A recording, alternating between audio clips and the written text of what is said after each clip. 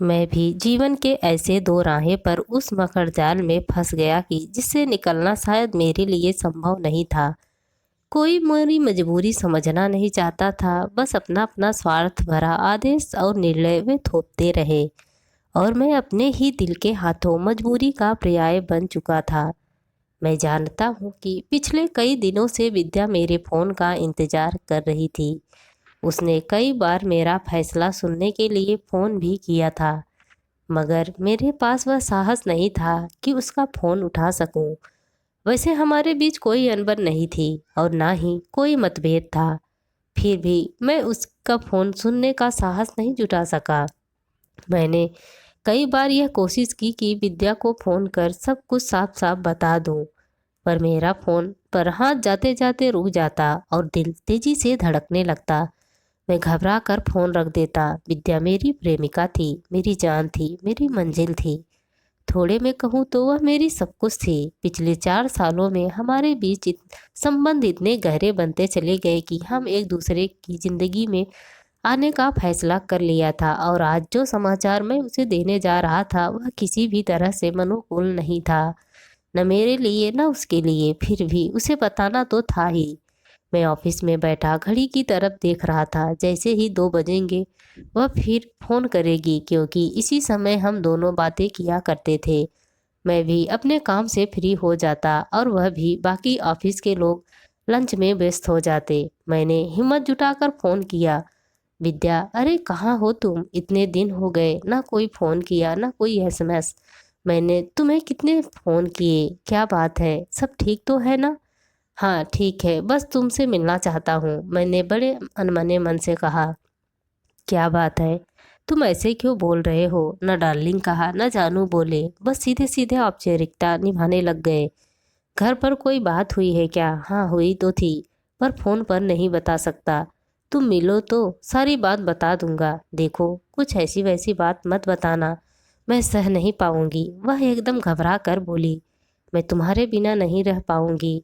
पर विद्या, लगता हम इस जन्म में नहीं मिल पाएंगे। यही खुशखबरी देने के लिए तुमने मुझसे मिलना चाहते थे? विद्या एकदम असंयत हो उठी। तुमने जरा भी नहीं सोचा कि मुझ पर क्या बीतेगी, क्या सोचेंगे वो लोग जो हमें हमेशा एक साथ देखते थे? यही है तुम्हारा प्यार? तुम्हारे कहने पर ही मैंने मम्मी पापा को अपने रिश्ते के बारे में बताया था। आज क्या कहूँगी, सब झूठ है। इतना कहते कहते विद्या रो पड़ी और फ़ोन काट दिया। इसके बाद मैंने कितनी ही बार उसे फ़ोन किया, पर वह हर बार काट देती और अंत में उसने फ़ोन ही बंद कर दिया। मैं एकदम परेशान हो गया। कहता भी तो किससे? विद्या का मुझसे गुस्सा होना तो स्वाभाविक था। मैंने ही उससे सच्चे झूठे वादे किए थे। मैंने उसको एक सुनहरे भविष्य का सपना दिखाया था, अपना सुख दुख उससे बांटा था। उसने हर समय मुझसे एक रास्ता दिखाया था। मेरे बीमार होने पर वह पूरी तरह परेशान हो जाती थी और बिना कहे कई दवाइयाँ सीधे मेरे ऑफिस भिजवा देती और मेरे चपरासी को फ़ोन करके ढेर सारी हिदायतें भी देती। वह जानती थी कि मैं अपने प्रति बेहद लापरवाह हूँ। आज मैंने उसके सारे सपने पल भर में ही तोड़ दिए। शाम को उदास मन और भरे दिल में से मैं घर पहुँचा। मुझे देखते ही भाभी ने पूछा, क्या बात है, तबीयत तो ठीक है ना? हाँ ठीक है, कहते हुए मैं रुआसा सा हो गया। मुझे लगा कि वहाँ कुछ देर और खड़ा रहा तो आंसू न आ जाए, इसीलिए खुद को संभालता हुआ चुपचाप अपने कमरे में चला गया। बिस्तर पर गिरते ही मेरा सारा अवसाद आंखों के रास्ते बह निकला। रोते रोते आंसू तो सूख गए, पर भीतर का मन शांत न हो सका। थोड़ी ही देर में भाभी ने खाने के लिए पूछा। मैंने कह दिया कि खाकर आ रहा हूँ, भूख नहीं है। पर खाया कब था? मैं अपने विचारों में जितना बचना चाहता था वे मुझे उतना ही सताने लगे। विद्या से मेरी मुलाकात 4 साल पहले ऑफिस के बाहर वाले बस स्टैंड पर हुई थी। उजला वर्ण, तीखी नाक, लंबा कद और सीधी हुई देह दृष्टि। ऊपर से कपड़े पहनने का ढंग इतना निराला था कि मैं उसे देखे बिना रह ही नहीं सका और पहली ही नज़र में वह आंखों के रास्ते दिल में उतर गई। हमारी चार्टर्ड बस और ऑफिस के छूटने का लगभग एक ही समय था। मैं 5 मिनट पहले ही बस स्टैंड पर पहुंच जाता। पता नहीं क्यों मुझे ऐसा लगता था कि उसकी आंखें निरंतर मुझे ही तलाशती रहती है। धीरे धीरे वह भी आते जाते मुझे देखकर हंस देती। इस तरह हम एक दूसरे के करीब आ गए। उसके पिता नेवी के उच्च पद पर थे तथा मेरे पिता मल्टीनेशनल कंपनी में मैनेजर थे। बीतते दिनों के साथ विद्या से मेरा प्रेम परवान चढ़ता गया। हमारी मुलाकातों की संख्या और समय दोनों बढ़ते रहे। इस दौरान मुझे सौंदर्य प्रसाधन बनाने वाली एक बड़ी कंपनी में बहुत बड़ा ऑफर मिला और मैंने उसे स्वीकार कर लिया। अब दोनों के दफ्तरों में कई किलोमीटर का फासला हो गया था। इसके बावजूद भी हम कोई न कोई बहाना ढूंढकर मिलते रहे। हम दोनों कभी फिल्में देखते तो कभी बिना मकसद बाहों में बाहें डालकर इधर उधर घूमते। एक दिन विद्या ने मेरे कंधे पर अपना सिर रख कर कहा, अब बहुत हो चुकी है चुलमस्ती। सीधी सीधी बात बताओ, कब मिला रहे हो मुझे अपनी मम्मी से? अरे तुम तो दिल के रास्ते सीधा घर पर कब्जा करने की सोच रही हो, मैंने मजाक के लहजे में कहा। मेरे पापा अब रिटायर होने वाले हैं। वह चाहते हैं कि मेरी शादी जल्दी से हो जाए ताकि नौकरी में रहते हुए वह अपनी तमाम सुविधाओं का उपयोग कर सके। रिटायरमेंट के बाद तो वह सिविलियन हो जाएंगे। फिर कहाँ ये सुविधाएं मिलेंगी? तो कोर्ट मैरिज कर लेंगे, मैंने चुटकी लेते हुए कहा और उसके माथे पर घेर आई लटों को पीछे करने के बहाने उसे अपने अंग में भींच लिया। उसने बिना कोई प्रतिवाद किए अपना सिर मेरे कंधे पर टिका दिया। सच कहूँ तो मुझे इन मजबूत कंधों की बहुत ज़रूरत है। प्लीज़ मेरी बात को सीरियसली लेना, नहीं तो तुम्हारी विद्या तुम्हारे हाथ से निकल जाएगी। कहते कहते वह रोआसी हो गई। मैंने उसकी भर आई आंखों को कोरे से बहने वाले आंसू के कतरे को अपनी उंगलियों से पोंछा। तुम तो बेहद संजीदा हो गई हो। हाँ, बात ही कुछ ऐसी है। इन दिनों मेरे रिश्ते की बातें चल रही हैं। तुम एक बार अपने घर पर बात कर लेते तो मैं भी कम से कम उन्हें बता देती। कौन सी बात? मैंने उसकी आंखों में झांकते हुए पूछा। क्या कहोगी मेरे बारे में? यही कि तुम बेवकूफ़ हो, बुद्धू हो, एकदम बेकार हो और गुस्से वाले हो, पर तुम मेरे हो। कहकर वह पुनः विद्या ने मेरी गोद में सिर रख दिया। देर तक हम यूं ही भविष्य के सपने संजोते रहे। मैंने उसके अपने हाथ को रखा और उसे जल्दी ही बात करने का आश्वासन दिया। हम दोनों ही वहाँ से विदा हो गए। घर पर मैं अपनी बात को इस ढंग से पेश करना चाहता था कि इनकार की कोई गुंजाइश ही न रह जाए और इसलिए उचित अवसर तलाशता रहा। भैया की शादी को 2 वर्ष हो चुके थे और उनका 8 माह का एक बेटा भी था। हमारे घर का माहौल बेहद सौहार्दपूर्ण था, पर घर के सभी लोग एक साथ नहीं मिल पाते थे। मैं सपनों में जीने लगा था। एक दिन मैं ऑफिस में बैठा था, कोई काम कर रहा था कि तभी मेरे मोबाइल पर पापा का फ़ोन आया। पता चला कि भैया का एक्सीडेंट हो गया और उन्हें काफ़ी गंभीर चोटें आई हैं। वह जीवन नर्सिंग होम में है। इससे पहले कि मैं वहां पहुंचता, भैया की निर्जीव देह को लेकर लोग एम्बुलेंस में डालकर घर ले जा रहे थे। घर पर मरघट का सन्नाटा पसरा था। सभी एकदम स्तंभ रह गए थे। भाभी तो जैसे पत्थर ही बन गई और मम्मी पापा का रो रो कर बुरा हाल था। 2-3 दिनों तक घर का माहौल बेहद गमगीन रहा। समय अपनी गति से चलता रहा। घर का माहौल धीरे धीरे संभलने लगा। विद्या मेरी व्यवस्था समझती थी और दिल का हाल भी। जितनी बार भी मैं समय निकाल कर मैंने उसे संपर्क किया, बेहद नरम आवाज़ में वह संवेदना व्यक्त करती और मेरे घर पर आने की जिद करती। वह चाहती थी कि मैं अपने घर पर उसके बारे में घर में सब कुछ बता दूं, मगर मैं ऐसा न कर नहीं पा रहा था। मम्मी भाभी को लेकर बेहद चिंतित और दुखी थीं। एक तो उनका बड़ा बेटा गुजर गया था, दूसरा जवान बहू का गम।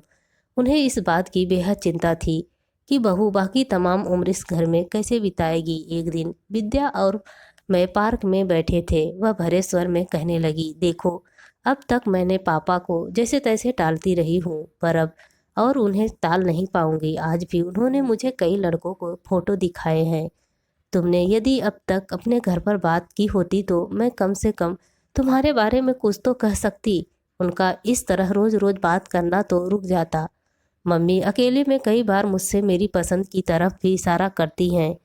तो फिर इंतज़ार किस बात का है? मैंने विद्या से कहा, तुम मेरे बारे में सब कुछ बता दो और मेरी मजबूरी भी उन्हें बता दो कि जैसे ही मुझे मौका मिला मैं उनसे मिलने ज़रूर आऊँगा। सच उसने अविश्वास भरे स्वर में ऐसे पूछा जैसे उसे मुझ पर शक हो। तुम ऐसे अविश्वास से मुझे क्यों देख रही हो? तुम जानती हो कि मैं घर पर बात करने जा ही रहा था कि ऐसा हादसा हो गया। मैंने कहा, ओह पता नहीं मुझे ऐसा क्यों लग रहा था कि तुम इस बात को संजीदगी से नहीं ले रहे हो। मैं भी तुम्हारे बिना रह सकता हूँ क्या? कहकर मैंने उसके गालों पर एक प्यारा सा चुंबन जड़ दिया तो शर्म से विद्या ने अपनी पलकें झुका ली और कसकर मुझसे लिपट गई। एक दिन शाम को मैं घर आया। भाभी के मम्मी पापा आए हुए थे। मैंने उनके चरण स्पर्श किए और बाथरूम में फ्रेश होने चला गया। मेरे आने पर भाभी चाय बना कर ले आई। घर का माहौल बेहद गमगीन और घुटा हुआ था। खामोशी तोड़ने के लिए मम्मी ने पहल की थी, बहन जी अब तो मेरे बेटे को गुजरे हुए 3 महीने हो चुके हैं, किंतु बहू की ऐसी हालत मुझसे देखी नहीं जाती। मैं जब भी इसे देखती हूँ तो कलेजा मुंह को आता है। क्या करूँ, कुछ समझ में नहीं आता। आप ही कुछ बताइए ना, मैं क्या कहूँ। मैंने तो अपनी बेटी आपको दे दी है, आप जैसा उचित समझे करें। वह बेहद भावुक होकर बोली, आप इसे कुछ दिनों के लिए अपने साथ ले जाइए, वहाँ थोड़ा इसका मन तो बहल जाएगा। मम्मी ने कुछ सोचते हुए कहा, नहीं मम्मी जी, मैं इस घर को छोड़कर नहीं जाऊंगी। मैं इस घर में बहू बनकर आई थी और यहीं से मेरी अंतिम विदाई भी होगी। भाभी धीरे से बोली, तुम्हें यहाँ से कौन भेज रहा है बहू? मैं तो कह रही हूँ कि कुछ दिनों के लिए मायके चली जाओ। वैसे तुम इस बात को भी ध्यान से सोचना कि तुमने सामने सामने पूरी उम्र पड़ी है। तुम पहाड़ जैसा जीवन किसके सहारे काटोगी? मुन्ना है ना, उसी में मैं उनका रूप देखती हूँ। कहते कहते भाभी की आंखें भर आई। बेटी, मुझे अपने बेटे के खोने का से ज़्यादा दुख तुम्हारा है, क्योंकि मुझे तुमसे हमदर्दी भी है और आत्मीयता भी। हम भला कब तक तुम्हारा साथ देंगे? एकल परिवारों की अपनी जन्म जात मुश्किलें हैं। कल अमित की शादी होगी, उसकी भी अपनी गृहस्थी बनेगी। हमारे जाने के बाद कौन कैसा व्यवहार करेगा? बहन जी, वैसे तो यह आपकी पारिवारिक मामला है, पर यदि अमित की कहीं और बात नहीं चली हो तो गीत भी तो घर की बात घर में ही बन जाएगी और आप भी चिंता मुक्त हो जाएंगी। आप सोच लीजिए। उनके यह सब सुनकर मैं एकदम सकते में आ गया। मुझे लगा कि मैंने कोई कदम फौरन नहीं उठाया तो शायद किसी परेशानी में न फंस जाऊं। आंटी, यह आप क्या कह रही हैं? मैंने अपनी ही भाभी से मैंने कहा, बेटा जब भाई ही नहीं रहा तो यह रिश्ता कैसा? मम्मी ने कहा जैसे वह भी इस रिश्ते को स्वीकार करके बैठी थी। लेकिन मम्मी, मैंने चौंक कर कहा, ठीक तो है, सोच कर बता देना। मम्मी बोली, हमने तो बिना झिझक की बात रख दी, बाकी तुम जैसा उचित समझो बता देना। मेरे लिए अब वहाँ एक का माहौल बेहद बोझिल हो चुका जा रहा था। मुझसे और देर तक वहाँ बैठा नहीं गया और मैं उठकर चला गया। मेरे लिए बेहद ज़रूरी हो गया था कि मैं घर पर अपनी स्थिति स्पष्ट कर दूं, पर भाभी की उपस्थिति में मैं कोई बात नहीं करना चाहता था। इधर मुझ पर लगातार विद्या का दबाव बढ़ता जा रहा था। एक दिन भाभी किसी काम से बाजार गई हुई थी।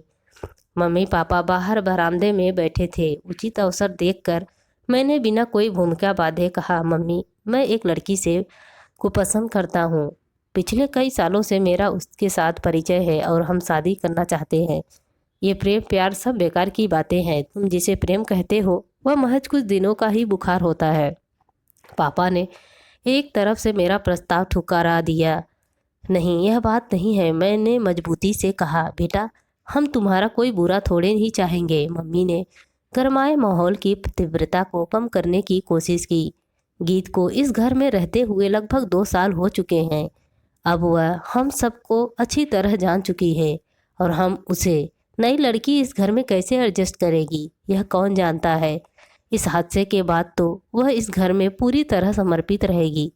गीत और तुम हम उम्र हो, तुमने दुनियादारी को अभी ठीक से जाना नहीं है। आज जिसे तुम अपनी पत्नी बना कर लाना चाहते हो, क्या पता वह गीत के साथ कैसा व्यवहार करे और तुम्हारा गीत से मिलना उसे कितना उचित लगे। ऐसा नहीं है कि गीत के माता पिता के कहने के बाद हम ऐसा निर्णय ले लिया है। सोच तो हम भी पहले से रहे थे, पर यह सब कहने की हिम्मत नहीं जुटा पा रहे थे। अब अगर उसके घर वालों की भी यही इच्छा है तो हमें कोई ऐतराज़ नहीं है, लेकिन मम्मी, मैं जिसे भाभी मानता आया हूँ उसे पत्नी बनाने के बारे में कैसे सोच सकता हूँ। यह शादी आपकी नज़रों में नैतिक हो सकती है, पर युक्ति संगत नहीं। मेरे भी अपने कुछ अरमान हैं। फिर मेरे उस लड़की के प्रति वादे कस्में हैं। मेरा बेटा, यह प्रेम प्यार कुछ दिनों का बुखार होता है, वह अपने घर में एडजस्ट हो जाएगी और तुम अपने घर में। पापा ने अपनी बात फिर से दोहराई। मैंने उन्हें लाख समझाने की कोशिश की, पर उन्हें कोई फर्क नहीं पड़ा। मेरे पास अब दो ही विकल्प बचे थे, या तो गीत भाभी से विवाह कर लूँ या इस घर को छोड़कर अपनी इच्छा अनुसार गृहस्थी बसा लूँ। भैया की मौत के बाद अब मैं ही उनका सहारा था। मुझसे अब उनकी सारी आशाएं बंधी थी। हर हाल में वज्रपात मुझ पर ही होना था। यह तो सच था कि इस विवाह से ना तो मैं सुखी रह सकता, ना ही गीत भाभी को खुश रख सकता, और ना ही विद्या ही सुखी रहती। परिस्थितियां धीरे धीरे ऐसी बनती गई कि मैं घर में तटस्थ होता चला गया और अंतर्मुखी भी। हार कर इस घर की भलाई और माता पिता को फर्ज को निभाने के लिए मुझे ही अपनी कामनाओं को पंख समेटने पड़े। मुझे नहीं पता था कि नियति मेरे साथ ऐसा खेल क्यों खेल रही है। कहने को सब अपने थे, पर अपनापन किसी में नहीं था। मैंने विद्या को कई बार फ़ोन करने की कोशिश की, मगर हर बार नाकामी हाथ लगी। मैं उसकी हालत भी अच्छी तरह जानता था। मैंने उसे सचमुच कहीं ना कहीं का न छोड़ा। उसका गम मेरे गम से काफ़ी गहरा था। आज मुझे उसकी और उसे मेरी सख्त ज़रूरत थी, पर वह मुझसे बहुत दूर जा चुकी थी। मैंने भी समझ लिया कि मुझ पर वह ज़िंदगी अब कभी मेहरबान नहीं हो सकती। मेरे सारे सपने पलकों में ही लरच कर रह गए और सारी हसरतें सीने में ही दफन होकर रह गई। अचानक घर से गीत भाभी का फ़ोन आया तो मैं चौंक पड़ा। मैं सपनों की जिस दुनिया में घूम रहा था, उससे बाहर निकलकर मोबाइल का कान से लगा लिया। सॉरी, मैंने तुम्हें इस समय फ़ोन किया, क्या तुम अभी घर पर आ सकते हो?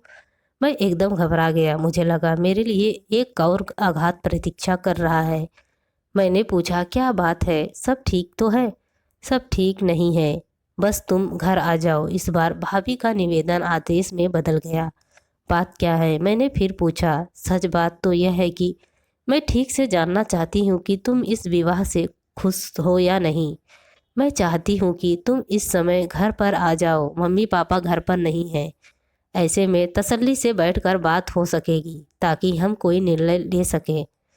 मुझे लगा शायद यही ठीक होगा। जो औरत मेरी ज़िंदगी का हिस्सा बनना चाहती है, उसे मैं सब कुछ बता दूंगा, पर विद्या की बात को छुपा जाऊंगा ताकि उसके भविष्य में कोई बाधा न पहुँचे।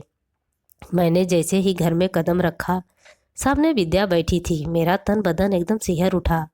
पता नहीं विद्या क्या कह चुकी होगी।